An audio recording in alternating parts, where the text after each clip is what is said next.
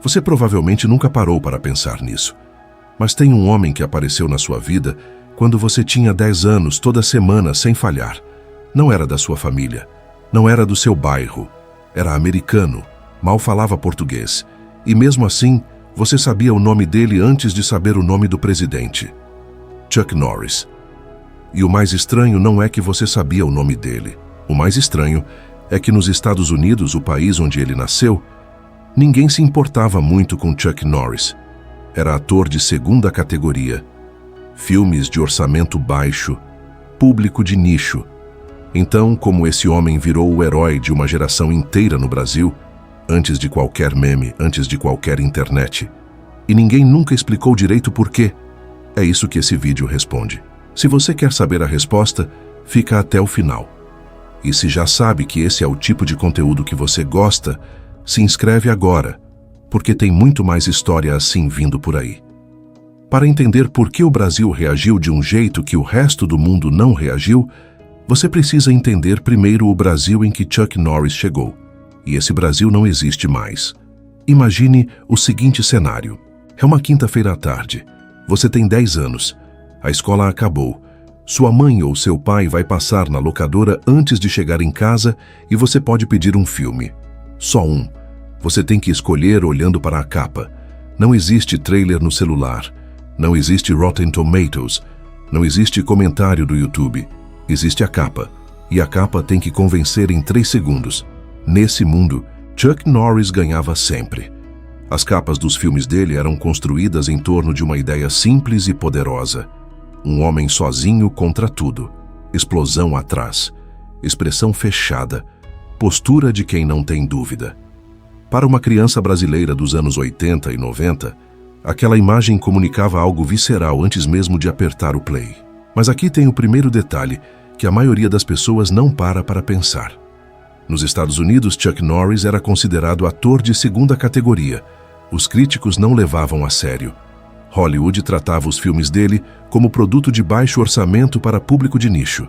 Stallone tinha Rambo. Schwarzenegger tinha Exterminador do Futuro. Chuck tinha Braddock. No Brasil, essa hierarquia não existia. Para o espectador brasileiro de locadora, Chuck Norris estava no mesmo nível de qualquer outro. A distinção entre blockbuster e categoria B era americana, não brasileira. Aqui, o critério era simples. O filme era bom ou não era. E os filmes do Chuck eram bons. Tinham ritmo, tinham luta de verdade, tinham um herói que resolvia o problema sem discurso. E então veio a televisão. A TV aberta brasileira fez pelo Chuck Norris algo que nenhum estúdio de Hollywood pagaria para fazer. Ela exibiu os filmes dele em loop durante anos no horário nobre da tarde, que no Brasil é o horário em que criança está em casa. Almoço está sendo feito, família está reunida. Sessão da tarde. Cinema em casa. Domingo à tarde. Se você cresceu nos anos 80 e 90 no Brasil, você não escolheu gostar de Chuck Norris. Você foi exposto a ele com tanta frequência e em momentos tão específicos da sua vida que ele simplesmente entrou. E cada reprise era tratada como estreia. Não havia cansaço. Braddock. O supercomando passou quantas vezes na TV brasileira? Ninguém sabe ao certo. Mas todo mundo que tinha 10 anos naquela época assistiu mais de uma vez. E na segunda vez sabia as cenas de cor. E na terceira vez já estava ensinando o irmão mais novo. É assim que mito se constrói. Não com campanha de marketing, com repetição afetiva. E então chegou Walker Texas Ranger. A série estreou em 1993 nos Estados Unidos e chegou ao Brasil logo depois, com o título que virou parte do vocabulário popular, Chuck Norris, o Homem da Lei. 8 temporadas, quase 200 episódios. Todo episódio com a mesma estrutura. Crime acontece, Walker investiga, Walker resolve na força e na justiça, créditos. Nos EMIWA, a série tinha audiência respeitável, mas nunca foi fenômeno cultural. Era entretenimento de domingo à noite para uma fatia específica do público americano. No Brasil, era outra coisa. Walker entrou na rotina brasileira de um jeito que poucos programas estrangeiros conseguiram. Não era só assistir, era comentar na escola na segunda-feira, era saber o nome dos personagens secundários, era torcer para Walker de um jeito que você torce para personagem de novela. O personagem Cordell Walker combinava 3 coisas que ressoavam fundo no imaginário brasileiro: lealdade, justiça e força física usada para proteger o fraco. Esse é um perfil de herói que o Brasil sempre buscou na ficção porque raramente encontrava na realidade. Se você está assistindo esse vídeo até aqui, você provavelmente viveu alguma parte dessa história. Deixa o like. Não custa nada e ajuda esse conteúdo a chegar em mais gente que vai entender do que a gente está falando. Mas tem uma pergunta que aparece naturalmente aqui e que a maioria dos vídeos sobre Chuck Norris nunca responde direito. Por que o Chuck? Por que não o Stallone, que era maior? Por que não o Schwarzenegger, que era mais famoso, mais engraçado, mais espetacular? O que tinha em Chuck Norris que criou esse vínculo específico com o Brasil? A resposta tem a ver com quem Chuck Norris realmente era, não o personagem, o homem. E a história do homem é muito mais interessante do que qualquer filme que ele fez. Carlos Ray Norris nasceu em 1940 numa cidade pequena do Oklahoma chamada Ryan. Pai alcoólatra, família pobre, infância sem destaque. Ele mesmo descrevia a própria infância como apática.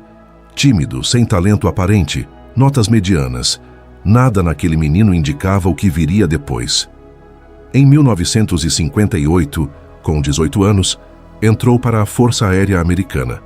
Foi enviado para a Coreia do Sul. E foi lá, numa base militar no outro lado do mundo, que aconteceu a virada. Ele descobriu o Tang Soo Do, uma arte marcial coreana, e pela primeira vez na vida encontrou algo em que podia ser bom de verdade. Não só bom, extraordinário.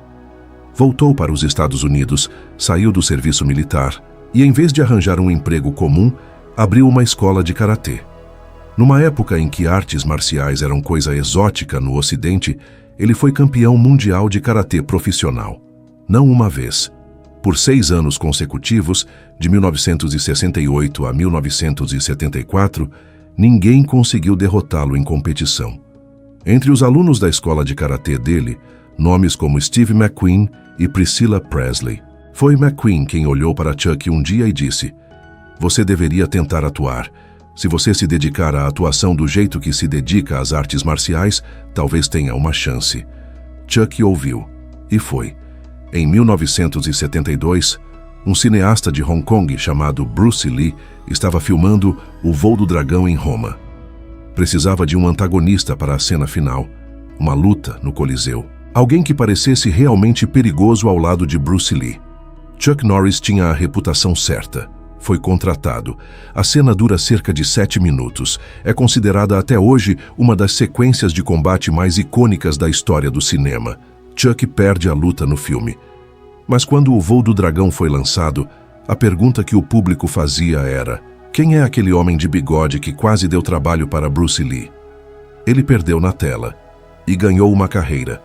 Aqui vem o detalhe que poucos brasileiros sabem e que muda tudo quando você pensa na conexão entre Chuck Norris e o Brasil. Chuck Norris tem faixa preta em jiu-jitsu brasileiro. O Brasil exportou para o mundo uma das artes marciais mais estudadas e respeitadas do planeta. O jiu-jitsu brasileiro está presente em academias em mais de 100 países. É a base do MMA moderno. E o maior herói de ação da televisão brasileira por 2 décadas tinha essa arte incorporada no corpo. Ele não aprendeu jiu-jitsu para fazer filme. Aprendeu porque era arte marcial e ele era um artista marcial completo. O Brasil estava nele de um jeito que nenhum fã brasileiro dos anos 80 sabia. E tem mais uma camada nessa história. Uma que explica por que Chuck Norris nunca perdeu a credibilidade, mesmo quando o mundo começou a rir dele. Os personagens que ele interpretava não eram fantasias distantes. Eram extensões do que ele realmente era. Quando você via Chuck Norris dar um chute circular numa cena de luta, você estava vendo um homem que tinha feito aquele movimento 10.000 vezes em treino. Quando o personagem mantinha a expressão fechada diante do perigo, era a mesma expressão de um competidor que enfrentou adversários reais em campeonatos reais. Stallone construiu o corpo para os filmes. Schwarzenegger construiu o corpo para os filmes. Chuck Norris chegou nos filmes já pronto. Não havia distância entre o homem e o personagem. E talvez seja exatamente isso que o Brasil sentiu, sem conseguir articular. Havia algo verdadeiro naquele homem, algo que não era performance. Se você está chegando até aqui pela primeira vez nesse canal, se inscreve. Esse é o tipo de conteúdo que fazemos. Histórias da cultura popular que parecem simples na superfície e tem muita coisa embaixo quando você olha direito. Mas até agora, estamos falando de ingredientes. Chuck era real. Os filmes eram repetidos. A TV fez o trabalho. O personagem ressoava. O que ainda não expliquei é por que tudo isso se juntou no Brasil de um jeito que não se juntou em mais nenhum lugar. E isso tem a ver não com Chuck Norris, tem a ver com o país que o adotou. O Brasil dos anos 80 estava com fome de um tipo específico de herói. E Chuck Norris apareceu na hora exata, com o perfil exato, para preencher um espaço que a ficção brasileira não estava preenchendo. Nos anos 80, o Brasil saía de 20 anos de ditadura militar. A redemocratização era real e era nova, e junto com ela, vinha uma instabilidade que a geração que viveu aquilo conhece bem. Inflação que corroía o salário antes do mês acabar. Incerteza política. Instituições que ainda estavam aprendendo a funcionar. Nesse cenário, o herói da ficção brasileira tendia a ser humano, falho, ambíguo. O protagonista de novela errava, se arrependia, negociava com a moral. Era ficção que refletia a complexidade do momento. Chuck Norris oferecia o oposto absoluto, um homem que nunca negociava com o mal, que não tinha dúvida moral, que quando o problema aparecia resolvia, e ia embora sem pedir nada em troca, sem discurso, sem campanha, sem segundo interesse. O brasileiro não estava assistindo um americano na tela, estava assistindo um arquétipo, a versão de herói que a realidade não oferecia, mas que a gente queria que existisse. Isso explica por que a repetição não cansava. Você não cansa de ver o que você precisa ver. Nos Estados Unidos, Chuck Norris tinha outro significado. Os filmes dele, nos anos 80, eram carregados de política da Guerra Fria. Americano sozinho destruindo comunistas vietnamitas, terroristas do Oriente Médio, narcotraficantes sul-americanos. Era a fantasia de poder americano embalada em ação. O público americano assistia e consumia esse conteúdo dentro de um contexto ideológico específico. Era propaganda suave e funcionava porque o contexto estava lá. No Brasil, esse contexto não existia da mesma forma. O espectador brasileiro não assistia à invasão USA como fantasia de supremacia americana. Assistia como história de um homem que não deixou o mal vencer. O invólucro político caiu. O arquétipo ficou. E então chegou 2005. Ian Spector, 18 anos, Long Island, Nova York. Sexta-feira à noite, entediado, navegando num fórum chamado Something Awful, encontra uma thread com piadas sobre Vin Diesel, o ator de Velozes e Furiosos, que tinha acabado de estrelar um filme infantil chamado The Pacifier. As piadas seguiam um formato simples, fatos absurdos sobre a força e dureza do personagem. Spector achou engraçado, criou um gerador de frases aleatórias, postou o link e foi dormir. Na manhã seguinte, 10 mil acessos. Vin Diesel demonstrou descontentamento com as piadas. Spector abriu uma votação para escolher um substituto. Listou vários nomes. Chuck Norris não estava na lista oficial. Os usuários escreveram o nome à mão. Chuck venceu com folga. O site Chuck Norris Facts foi ao ar. Em semanas, 20 milhões de visitas por mês. Em meses, fenômeno global. Mas aqui tem a distinção que importa. E é a distinção que separa o Brasil do resto do mundo nessa história. Os Chuck Norris Facts americanos eram irônicos. A graça era exatamente o absurdo. Chuck Norris já não era relevante em 2005. Walker Texas Ranger tinha acabado em 2001. A carreira cinematográfica estava parada. O público jovem mal sabia quem ele era. A piada funcionava porque havia distância. Você ria de um herói ultrapassado com afeto irônico. No Brasil, as piadas sobre Chuck sempre tiveram outra temperatura. Antes de qualquer internet, antes de qualquer meme, o brasileiro já fazia piadas sobre Chuck Norris no pátio de escola, na roda de amigos, no bar. Mas a piada não era sobre um herói ultrapassado. Era sobre um herói que ainda era levado a sério. A exageração era a expressão de admiração genuína, não de distância irônica. Você exagerava porque queria dizer que ele era grande, não porque queria dizer que ele era ridículo. Essa diferença de temperatura é pequena na superfície, é enorme nas consequências. Quando o meme americano morreu, e morreu rápido, matado pela política, quando virou slogan de campanha eleitoral em 2008. O Brasil continuou. O afeto brasileiro não dependia da ironia para funcionar. Era mais fundo do que isso. Tem uma história que resume bem isso. Quando Spector finalmente conheceu Chuck Norris pessoalmente, a esposa de Chuck tinha ligado para a casa dos pais de Spector durante as férias de Natal. Foram mais de 1 hora de conversa. No final, a equipe de Chuck pediu uma coisa só, que Spector não monetizasse os fatos. Chuck depois processou mesmo assim. Ganhou. E então publicou o próprio livro de fatos em 2009, com o nome dele como autor. Se você não pode vencer o meme, vire o meme. O brasileiro nunca precisou desse acordo. Nunca cobrou, nunca processou, nunca pediu nada. Só continuou. E então chegou o 19 de março de 2026. E o Brasil reagiu de um jeito que confirmou tudo o que estamos dizendo nesse vídeo. Mas para entender a reação, você precisa saber como Chuck Norris passou os últimos anos da vida, porque ele não envelheceu do jeito que a gente envelhece. Em 10 de março de 2026, Chuck Norris completou 86 anos. Para comemorar, publicou um vídeo nas redes sociais. No vídeo, ele está num ginásio, derruba um oponente. Olha para a câmera e diz: "Eu não envelheço." 9 dias depois, em 19 de março, foi internado no Havaí, após uma emergência médica. Na manhã seguinte, a família confirmou a morte.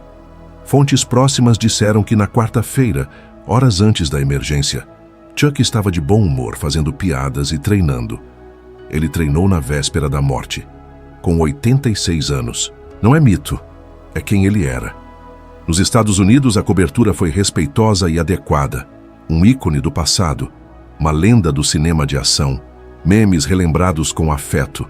As matérias tinham o tom correto de quem se despede de alguém importante que já havia deixado o centro da cena há algum tempo. No Brasil foi diferente. Nas redes sociais brasileiras, nas primeiras horas depois da notícia, o que apareceu não foram só memes e piadas. Apareceram memórias. Pessoas contando qual foi o primeiro filme que viram na locadora com o pai. Pessoas descrevendo a sensação específica de assistir Walker toda semana, numa determinada fase da vida. Pessoas que foram buscar os filmes antigos para rever e perceberam que a emoção ainda estava lá, intacta. Isso não é resposta a um ator. É resposta a uma marca de tempo. Chuck Norris, para o brasileiro de certa geração, não é só um personagem. É um endereço emocional.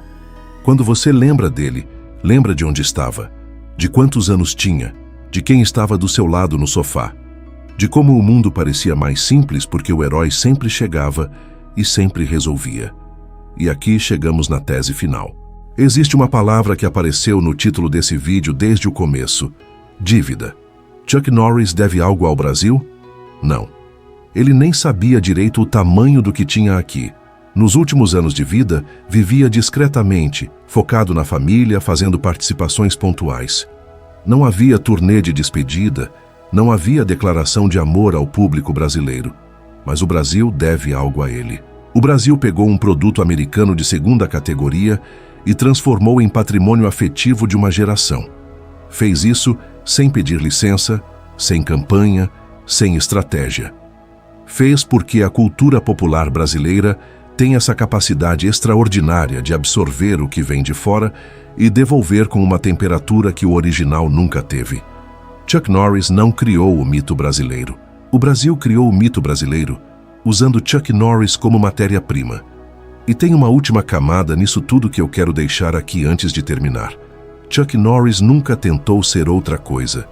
Enquanto outros atores da mesma geração se reinventaram, viraram políticos, viraram filósofos pop, viraram memes involuntários de momentos embaraçosos, Chuck ficou sendo Chuck. Mesmo quando o mundo riu dele, ele entrou na brincadeira sem mudar quem era. Leu os fatos em programas de TV com o mesmo rosto impassível dos filmes. Publicou o próprio livro de fatos sem perder a seriedade. Numa época onde tudo muda de identidade constantemente, onde reinvenção é virtude obrigatória, ele foi a mesma coisa por 50 anos. E talvez seja exatamente isso que o Brasil reconheceu. Não a força, não os chutes, a consistência, a ideia de que algumas coisas não mudam, que existem pessoas que são o que dizem que são, que fazem o que dizem que fazem e que não pedem desculpa por isso. Isso é raro. No mundo real, isso é raro. Ian Spector criou um site em 2005 e achou que estava inventando uma lenda. Mas o que ele fez foi descobrir, por acidente, que uma lenda já existia, só que estava guardada em português nas prateleiras de locadora, nas tardes de domingo, nas piadas de pátio de escola que nenhum americano jamais ouviu. O Brasil não precisou da internet para criar o mito de Chuck Norris. O Brasil criou o mito do jeito mais antigo do mundo, ao vivo junto, repetindo a história até ela virar verdade. Chuck Norris não deve nada ao Brasil. O Brasil é que tem uma dívida com ele, por ter guardado o mito quando o resto do mundo esqueceu. Manda esse vídeo para alguém que cresceu vendo Walker Texas Ranger. Não precisa explicar nada. A pessoa vai entender sozinha por que você mandou. Se esse vídeo chegou até você e fez sentido, se inscreve se ainda não se inscreveu. Tem mais história assim vindo por aí.